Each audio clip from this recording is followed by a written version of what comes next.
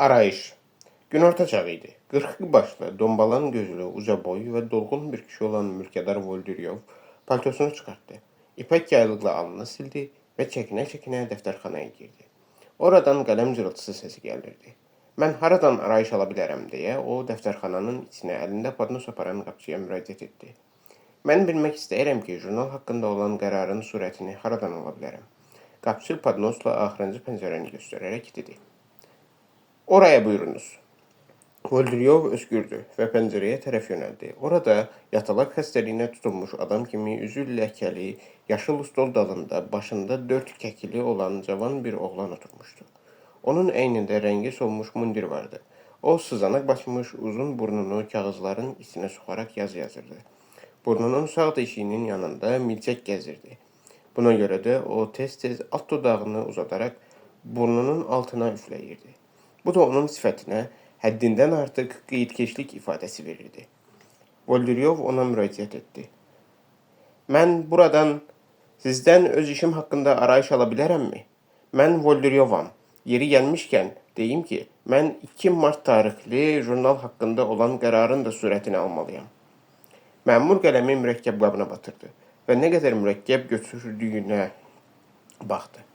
Qələm ucundan mürəkkəb damcılamadığını yəqin etdikdən sonra cırıltı ilə kağızın üstündə yazmağa başladı. Onun dodağı qabağa uzanmışdı, lakin artıq üfləmək lazım gəlmirdi. Çünki milçək uçub qulağına qonmuşdu. "Buradan məlumat ala bilərəmmi?" deyə bir dəqiqədən sonra Voldiryov yenə soruşdu. "Mən Voldiryovam, mülkədaram." Məmur Voldiryovu görməyirmiş kimi bərkdən çığırdı. "İvan Alekseyiç, tacir Yalikov gələndə deyərsən ki, ərizənin surətini polis idarəsində təsdiq etdirsin. 1000 dəfə ona demişəm." Voldiryov mızıldandı. "Mən Knyaginya Gugulinanın varisləri ilə davalı məsələ haqqında demək istəyirəm." "Məlum işdir. Çox xahiş edirəm ki, mənimlə məşğul olasınız." Məmur özünü yenə də görməməzliyə qoyaraq dodağına qonan milçəyi tutdu. Diqqətlə ona baxıb tulladı. Mülkədar öskürdü və burnunu dama-dama yaylığına bərkdən sildi. Lakin bu da kömək etmədi. Yenə də heç kəs onun sözünə qulaq asmırdı. Aradan 2 dəqiqə sükut keçdi. Voldiryov cibindən 1 manat kağız pul çıxarıb məmurun qabağına açıq kitabın üstünə qoydu. Məmur alnını qırışdırdı. Kitabı özünə tərəf çəkib örtdü. "Kiçik bir arayış lazımdır. Mən ancaq onu bilmək istərdim ki, Knyaginya Gugulinanın varisləri hansı əsasa görə sizi narahat edə bilərəmmi?"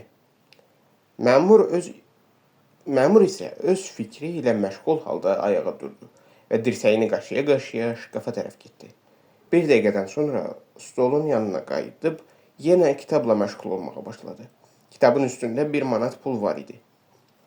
"Mən sizi ancaq bircə dəqiqə narahat edəcəyəm. Mənə ancaq arayış yazmaq lazımdır."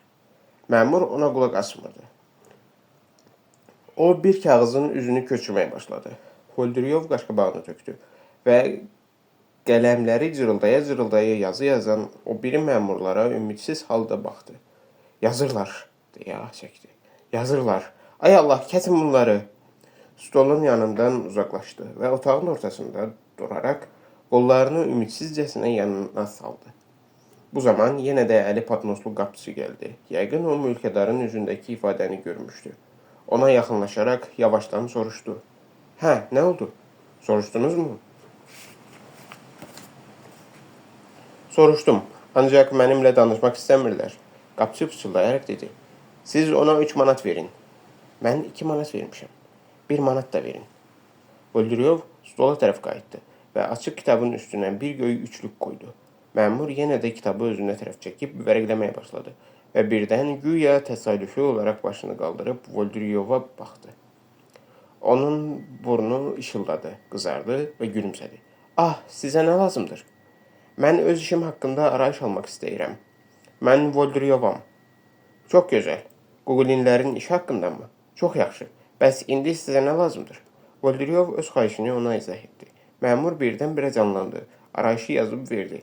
İşin surətini çıxarmağı tapşırdı. Voldiryovun altına stol qoydu.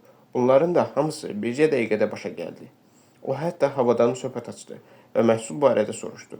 Volodrov gedəndə onu pilləkənlərlə aşağıya dək ötürdü. Hörmət və ehtiramla gülümsəyərək özünü elə göstərdi ki, güya iş üçün gələnlərin qarşısında hər dəqiqə təzim etməyə hazırdır.